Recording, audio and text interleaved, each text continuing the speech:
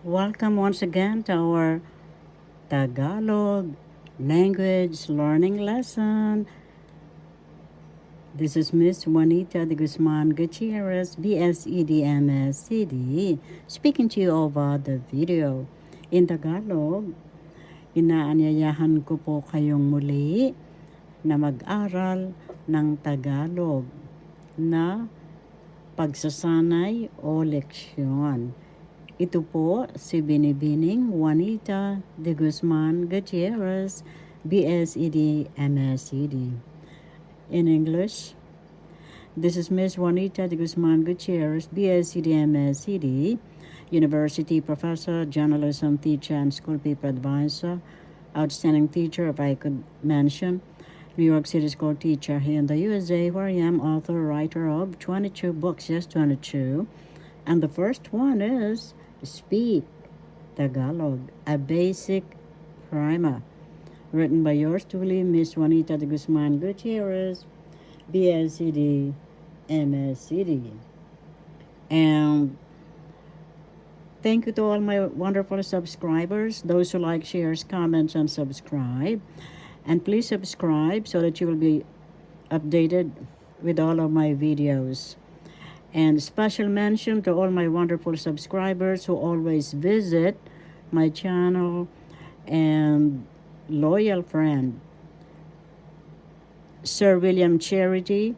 He is very helpful to the Filipinos who are needy, and he gives free haircuts and free groceries to some of the Filipinos, our fellow human divine beings. And you could visit his channel as well, William Charity.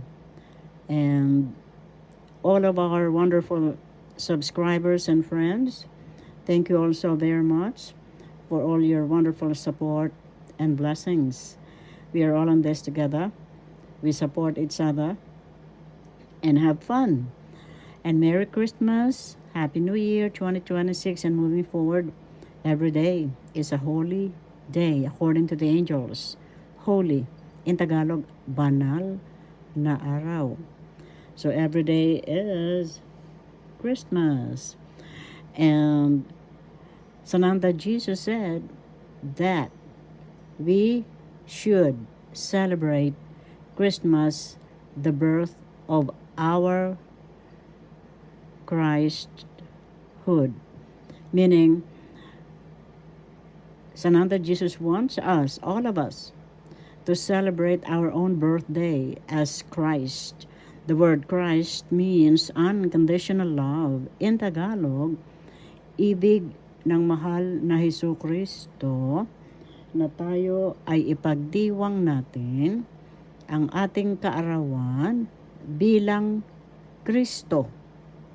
Ang salitang Kristo, ibig sabihin, ay walang patumanggang pagmamahal. In English, the word Christ means unconditional love. And we should celebrate our birthday as Christ, because this is not about religion but consciousness that we are all brothers and sisters, children of one God. So we celebrate every day our birthday as Christ, as unconditional love. We are all Christ. We are all brothers and sisters. God, the creator, the source, however you call it, universe, is within our heartbeats. Not outside, not in the building, within our heartbeats. We are all gods and goddesses, according to Ascended Master Germain. If humanity only knew, accepts, and believed that they are gods and goddesses, the dark devil should have left a long time ago. So now we decree that we are all gods and goddesses indeed, children of one God. Isn't that amazing? And so, welcome once again to our lesson. Today we're going to revisit panlapi. Panlapi. First syllable pan, second syllable la, third syllable pi. Panlapi, panlapi. Second syllable is the accent, so that's how you say it. Panlapi. That's the bigkas in Tagalog pronunciation. The word Tagalog is pronounced, excuse me please, first syllable ta, second syllable ga, third syllable log. Tagalog. Second syllable is the accent. Tagalog. Let's continue. Panlapi, affix in English, whether it is singular or plural with es, it means the same word in Tagalog. Panlapi. Panlapi. Panlapi. Affix or affixes. And we have panlapi or affix or affixes. The root word, salitang ugat. Root means ugat. Root in English is ugat in Tagalog. And word in English is salitang. We have to add the connectors. So, mahiyain. The panlapi is in. The affix is in. Mahiyain. That means shy in English. Mahiyain.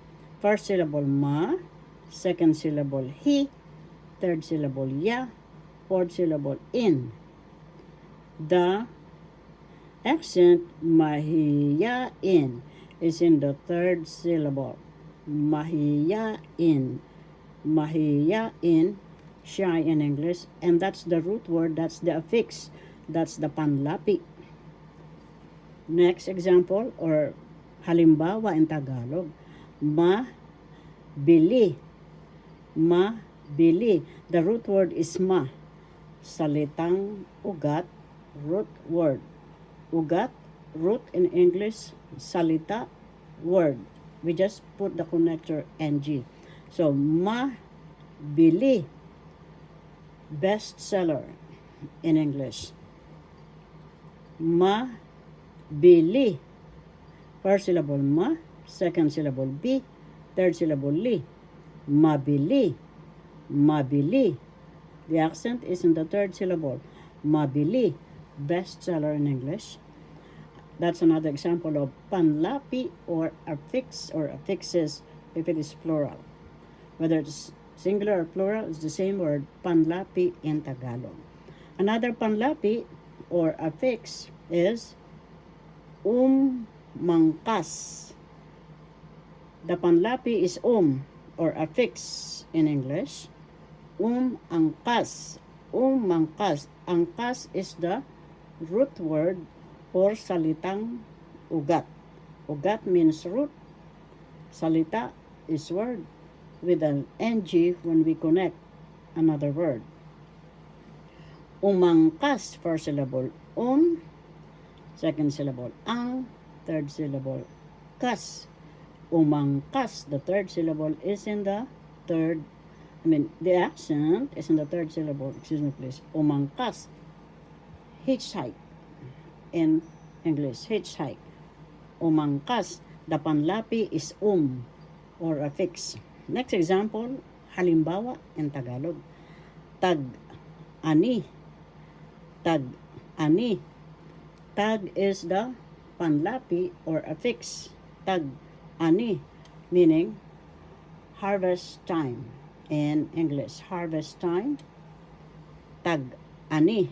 First syllable tag, second syllable a, third syllable ni. The accent is in the third syllable. Tag-ani. Tag-ani. That's the panlapi or affix, tag. Panlapi or affix is tag. Tag-ani. The root word is ani. Salitang ugat. Ugat means root. Word is salita. And the NG is just the connecting word to the other connecting word, ugat or root. Tag-ani. Harvest time in English. Another example of halimbawa of panlapi or affix. Kagabi. Kagabi. In English, last night. Kagabi. Ka is the panlapi or affix in English. Ka. Root word is gabi. Last night. Gabi means night. First syllable ka, second syllable ga, third syllable bi. The accent is in the third syllable. Kagabi. Kagabi. That means last night. Let's review. Panlapi, affix or affixes, singular or plural, the same word in Tagalog. Panlapi. Example, mahiyain. In is the panlapi, in English, shy. And ma is the first syllable, he is the second syllable, ya is the third syllable, in is the fourth syllable. Mahiyain. The third syllable is where the accent is, that means shy. In is the panlapi or affix. Mabili. Ma is the panlapi. Bili is the root word or in Tagalog, salitang ugat. Ugat means root. Salita means word. We have the connecting word nang or ng. Bili is the salitang ugat. Mabili, bestseller in English. Second syllable ma, please. First syllable ma, second syllable bi, third syllable li. Mabili. Mabili. The accent is in the third syllable. That's how you pronounce it. Bigkas pronunciation. Mabili, and ma is the panlapi or affix. Umangkas. Is the panlapi. Angkas is the root word or salitang ugat. Yung pinanggalingan po where the word came. Umangkas, hitchhike. First syllable second syllable ang, third syllable kas. The accent is in the third syllable, umangkas. Umangkas. That's where the accent is, that's how you pronounce. Wherever the accent is, that's how you pronounce it. Bigkas in Tagalog. Umangkas. Angkas is the root word. Salitang ugat in Tagalog. Umangkas means hitchhike. Another example of panlapi or affix. Tag-ani. That means harvest time. Tag-ani. Tag is the panlapi or affix. First syllable tag, second syllable a, third syllable ni. Tag-ani. This is, please. First syllable tag, second syllable ani. The accent is in ani, second syllable. Tag-ani. Harvest time. Ka-gabi. Ka is the panlapi or affix. Gabi. Ka-gabi, last night in English. Gabi means night. Last night is ka. That's the panlapi or affix. When you put ka, gabi, that means last night. First syllable ka is the panlapi or affix. Second syllable ga, third syllable bi. Ka-gabi is the third syllable is where the accent is. That's how you pronounce it. Because kagabi. Ka is the panlapi or affix. Kagabi. Kagabi. Last night.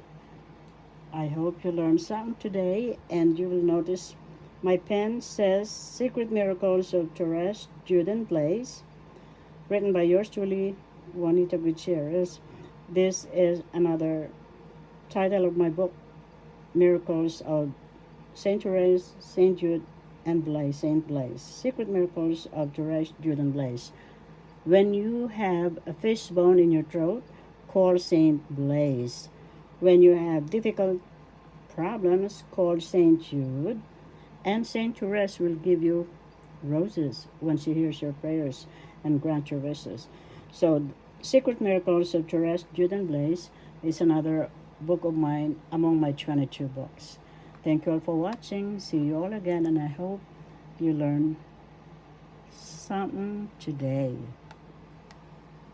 This is Miss Juanita de Guzman Gutierrez, BSCD, MSCD, author, writer of 22 books. The first one is Speak Tagalog, a basic primer you will find worldwide at outskirtspress.com, Amazon, all bookstores near you worldwide, and at my two websites, Juanita Gutierrez, BSCDMSCD.com, JuanitaGutierrez.com. I invite you all to visit my two websites. Merry Christmas, Happy New Year 2026, and moving forward. Every day is a holy day. Every day is a celebration of life, of long lives, prosperity, good health, happiness, peace to us all. Thank you all for watching. See you all again.